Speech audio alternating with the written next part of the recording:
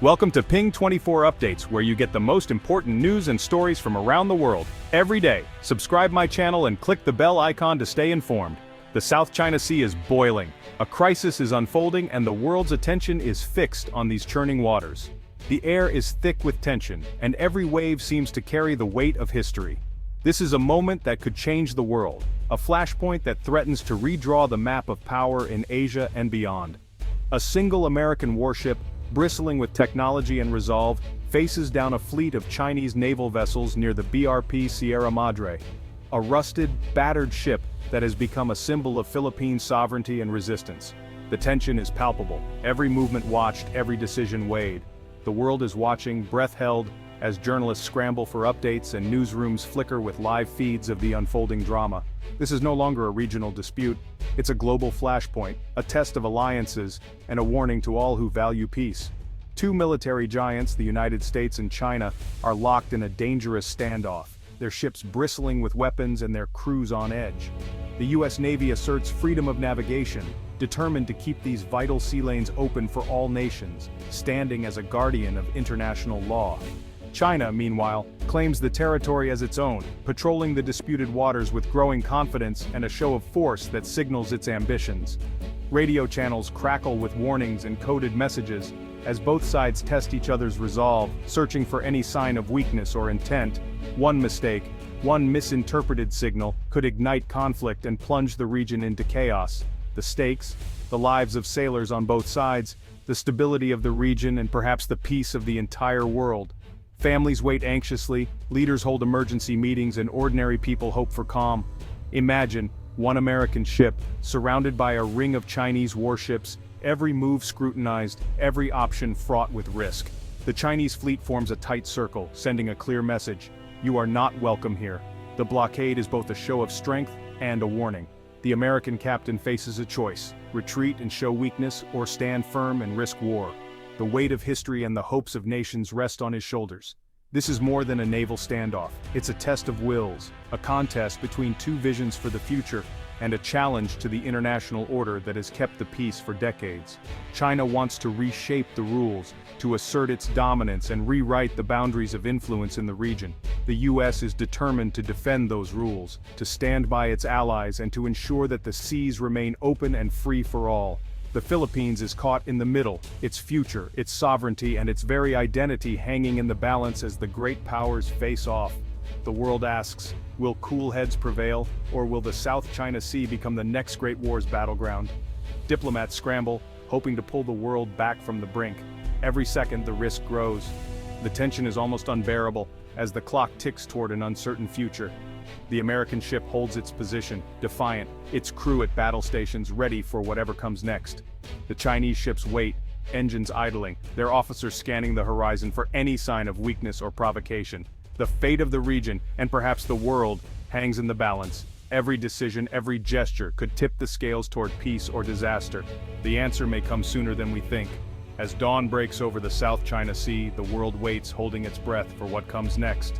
Without warning, the USS John Paul Jones, a formidable U.S. Navy destroyer on what was supposed to be a routine patrol, suddenly finds itself in a situation no sailor ever wants to face. The vast expanse of the South China Sea, usually a place of calm and routine, is about to become the stage for a high-stakes confrontation. The crew, seasoned but unprepared for what's coming, sense the shift in the air as the horizon fills with unfamiliar silhouettes. The mission is simple in theory: sail through international waters, asserting the right of passage under international law, a routine demonstration of freedom of navigation. The day begins with calm seas and clear skies, but that tranquility is shattered as radar screens suddenly light up with activity. Multiple contacts appear, moving fast and closing in from all directions. The operators call out bearings and speeds, their voices tense. Chinese warships are converging, and the sense of isolation grows with every passing minute. Within an hour, the situation escalates dramatically. 24 Chinese vessels, destroyers, frigates, and missile boats, move with precision, encircling the American destroyer in a calculated display of power.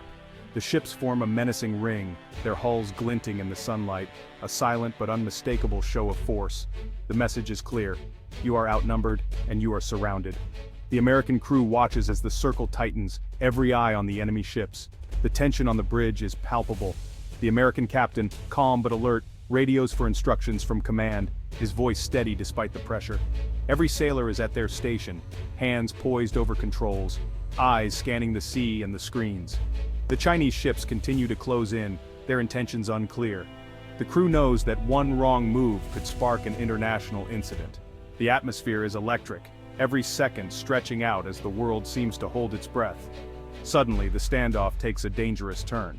A Chinese frigate breaks formation, accelerating directly toward the American ship. It's a high-stakes game of chicken, with neither side willing to back down. The American captain makes a split-second decision. He orders a warning shot, a calculated risk meant to send a message without starting a war. The ship's cannon roars, sending a shell across the bow of the approaching frigate, a flash of fire and smoke against the blue sea. The signal is unmistakable. Do not come any closer. The echo of the cannon blast hangs in the air as the Chinese frigate slows, its bow dipping in the waves. For a moment, time seems to freeze. Both crews wait, watching each other through binoculars and scopes, uncertain what will happen next. The tension is almost unbearable, the fate of the standoff hanging by a thread. Around the world, news outlets break into regular programming to report on the unfolding crisis. The world watches in real time. Will China back down, or will the confrontation escalate into open conflict? The first shot has been fired, and there's no going back. The American ship stands its ground, a lone sentinel against a fleet, its crew ready for whatever comes next. The Chinese fleet holds its position, the ring of steel unbroken. The standoff is now global news, every move analyzed by military experts and world leaders alike. On the bridge, officers monitor every detail, knowing that the next decision could change the course of history. Every second is critical, every gesture scrutinized.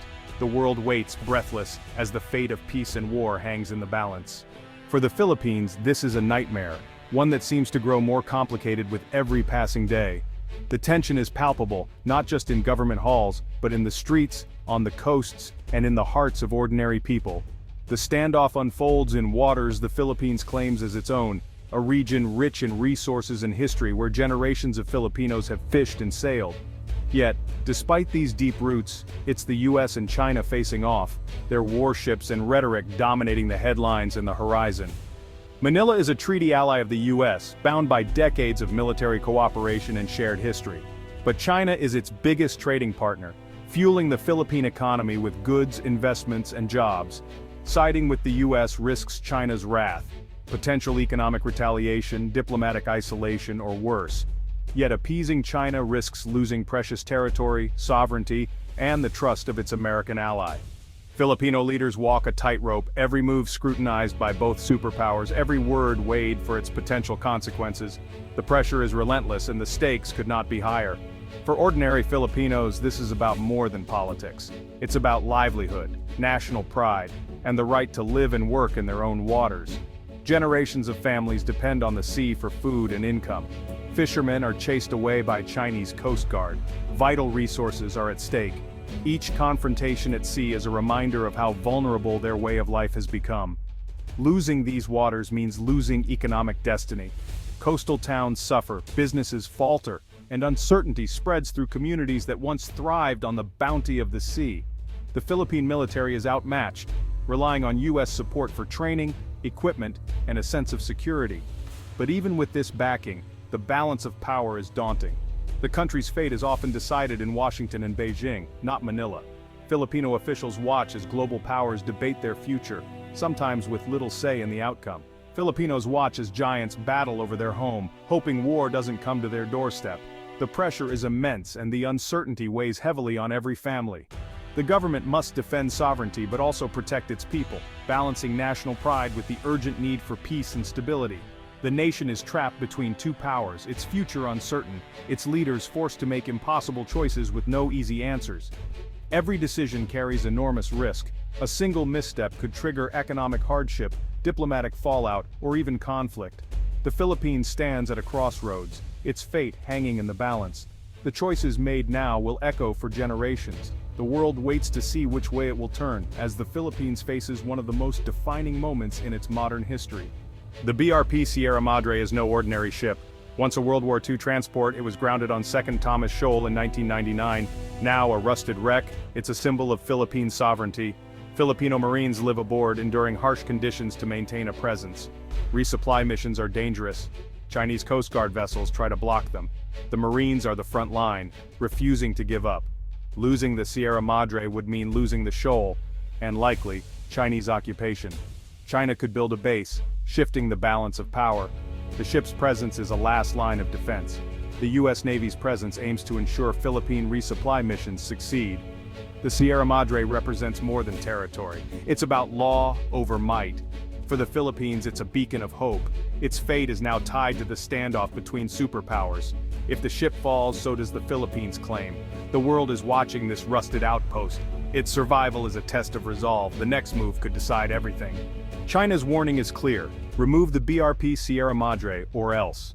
Beijing calls the ship an illegal occupation and a source of instability. The threat is real. China could blockade, starve out the Marines, or forcibly remove the ship. The warning is intensified as China's navy dominates the area. For China, the Sierra Madre is an insult to its claims. If the Philippines ignores the warning, escalation is likely, possibly even military action. The U.S.-Philippines Defense Treaty means any attack could draw on America. China is betting the U.S. won't risk war over a rusted ship. The standoff is a high-stakes gamble. The world waits to see who will blink first. In 2016, the Philippines won a landmark legal victory at The Hague. The court invalidated China's sweeping claims and affirmed the Philippines' rights to the shoal. The ruling was legally binding, a triumph for international law. But China rejected it outright, refusing to recognize the decision. Since then, China has built bases and blocked Philippine access, ignoring the court. The Philippines has the law on its side, but not the power to enforce it. The conflict is now law versus might. The legal victory is real. But on the water, China's warships rule. The world sees the gap between paper victories and reality. Years of military buildup have brought us here. China has turned reefs into fortified islands, unsinkable bases with runways, radars, and warships. Its navy is now the world's largest, patrolling constantly. China's Coast Guard and maritime militia swarm the sea, blurring lines between civilian and military. The Philippines is overwhelmed, its navy and Coast Guard outnumbered. Even simple resupply missions are dangerous. China's strategy: exhaust the Philippines into submission. The risk of accident or miscalculation grows with every new ship. The U.S. Navy's presence raises the stakes.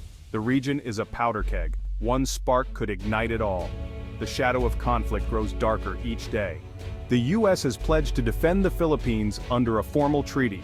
American officials now say the treaty covers the South China Sea.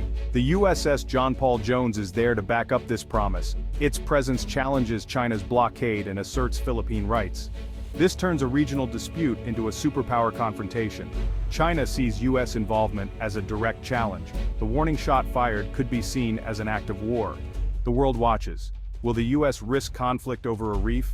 America's credibility as an ally is on the line. The next move could tip the world into crisis. The crisis has reached a breaking point. Diplomatic efforts race against time, but warships remain locked in standoff. The next 24 hours are critical. A conflict here could devastate the global economy and threaten world peace.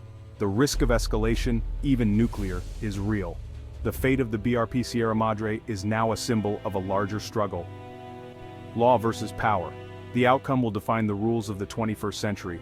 The world watches, waiting for a breakthrough or a disaster. Will diplomacy prevail, or will a single mistake spark war? The answer will shape our world for generations. The clock is ticking.